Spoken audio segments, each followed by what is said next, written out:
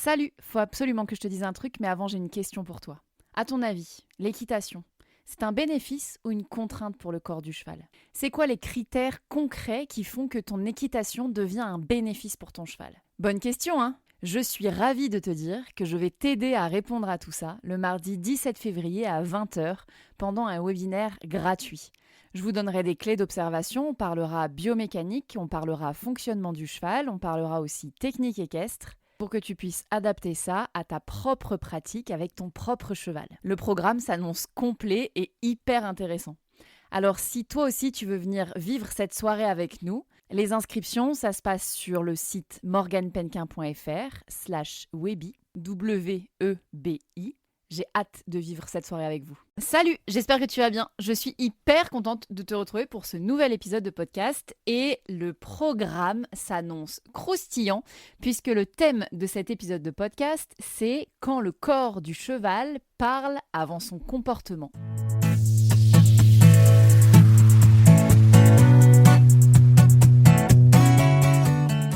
Salut, bienvenue dans À Cheval, le podcast de l'équitation collaborative.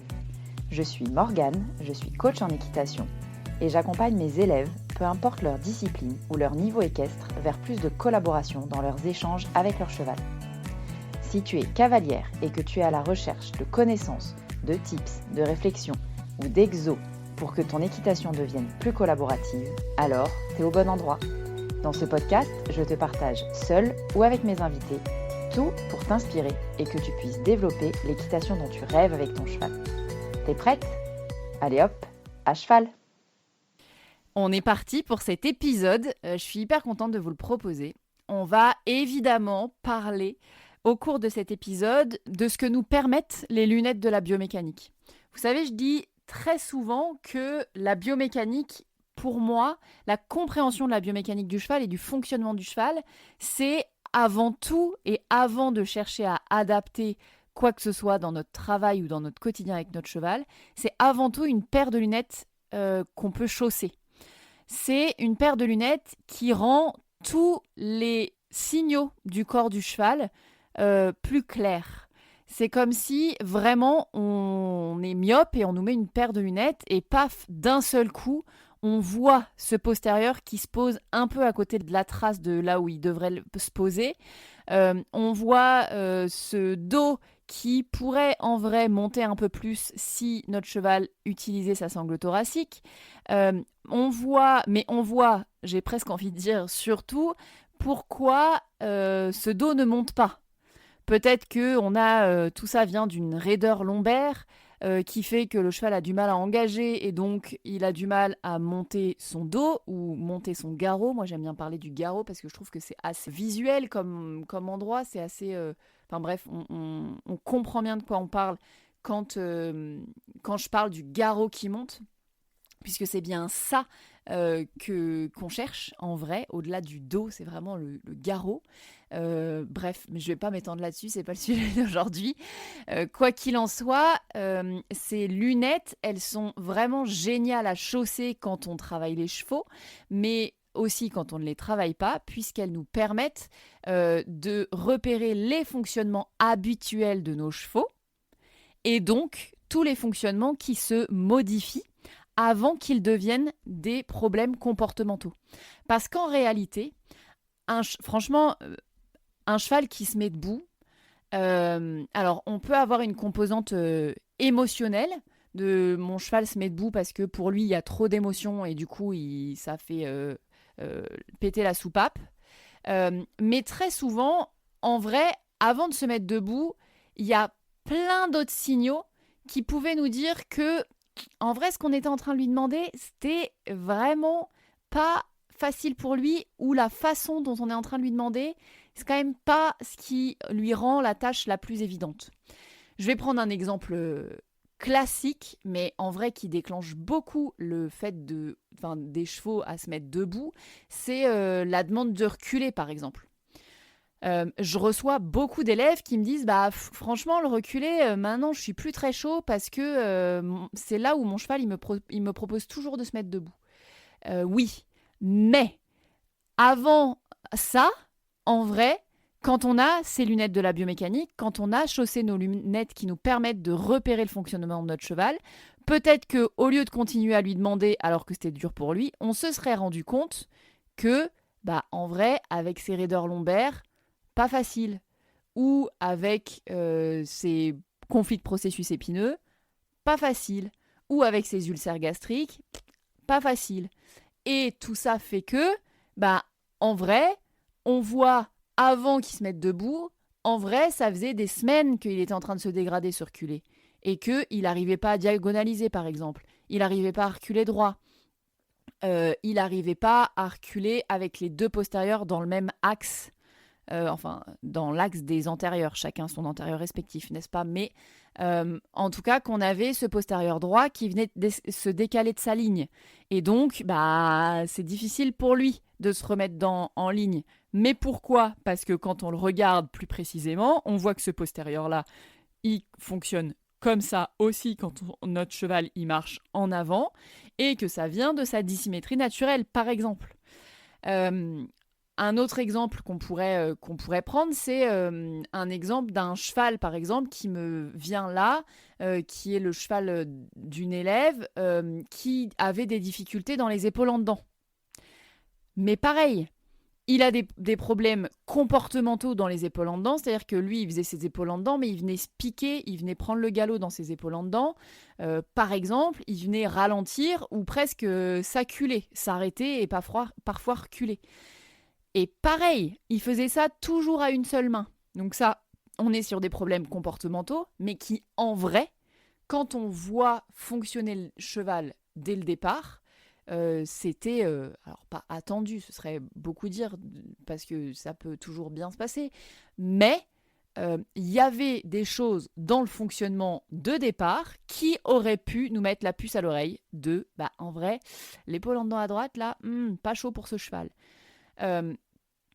Et tout ça, c'est vraiment possible si on a ces fameuses lunettes de la biomécanique, qu'on a décortiqué le fonctionnement de notre cheval, qu'on a aussi décortiqué le fonctionnement des mouvements équestres, et donc on connaît la mécanique équestre, pour mettre tout ça ensemble et se rendre compte que entre son fonctionnement de base et ce qu'on veut obtenir, on peut rajouter là-dessus la composante du cavalier, parce que c'est assez facile de comprendre que en plus, si on rajoute un cavalier là-haut qui tire, qui pousse, qui a les dents serrées et qui rebondit au trot assis, tout ça, en vrai, ça présageait pas un cheval qui fasse son épaule en dedans de manière hyper fluide, quoi.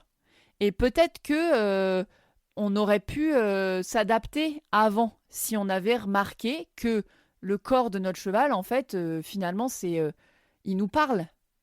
Finalement, le corps de notre cheval nous parle si on arrive à repérer les signaux. Et moi, c'est vraiment ça, la biomécanique. En tout cas, c'est à ça que je veux mettre au service la biomécanique. C'est pas très français ce que je dis. C'est à ça que je veux que serve la biomécanique et c'est au service de ça que je mets la biomécanique. C'est plus français dit comme ça. Parce que en vrai, on parle souvent des problèmes de comportement et de la rééducation des chevaux. Quand on parle de rééducation, on parle souvent de rééducation comportementale des chevaux. On le voit beaucoup et ça se développe encore et c'est super. Par contre, moi, je pose toujours la question de l'élément déclencheur. Oui, peut-être que c'est une incompréhension, mais avant l'incompréhension, qu'est-ce qu'il y avait qui fait que c'est ce mouvement-là qui a fait dégoupiller le cheval? Alors, il y a des trucs, j'ai presque envie de dire purement comportementaux et purement émotionnels. Je pense à une montée dans le vent, par exemple, bien que descendre un cheval sur un plan incliné, c'est pas toujours évident. Il y a des choses dans le fonctionnement qui peuvent d'abord nous dire en fait, mon cheval, il a du mal à sortir parce que déjà, reculer, c'est compliqué. Donc, il n'arrive pas à sortir du van. Donc, il va plus vouloir rentrer dans le van. Et finalement, on le comprend une fois qu'on a vu ça. Et avant d'avoir ce cheval coincé dans le van qui se met debout, peut-être qu'on aurait pu anticiper un peu et du coup travailler le reculer plus que la compréhension pour qu'il y monte. Et ça, c'est hyper intéressant de pouvoir chausser, encore une fois, ces lunettes de biomécanique pour réagir, s'adapter, plus que réagir même, s'adapter au cheval qu'on a avant d'avoir des problématiques de comportement. Puisque, et c'est les discussions que j'ai très souvent avec des professionnels de santé du cheval qui disent que en vrai, quand le problème de comportement est là, très souvent, on a une problématique physique qui vient en premier. Un mouvement qui bloque, qui fait pas forcément mal, mais qui bloque ou qui n'est pas facile ou qui tire un peu. Et du coup, le cheval se fâche. Et du coup, nous, on se dit, oh là là, mais enfin, c'est quand même pas compliqué ce que je te demande, mais vas-y, fais-le, hop, et on met un grand coup de chambrière au sol. Et le cheval se fâche, et donc nous, on se fâche, et tout ça, c'est le bazar assuré. Alors que si on a une vision claire du mouvement du cheval, du fonctionnement du cheval, au départ de c'est quoi le fonctionnement idéal d'un cheval idéal qui n'existe pas, entendons-nous bien, que le cheval parfait, il fonctionnerait comme ça. Moi, mon cheval, dans sa propre perfection, il fonctionne comme ça.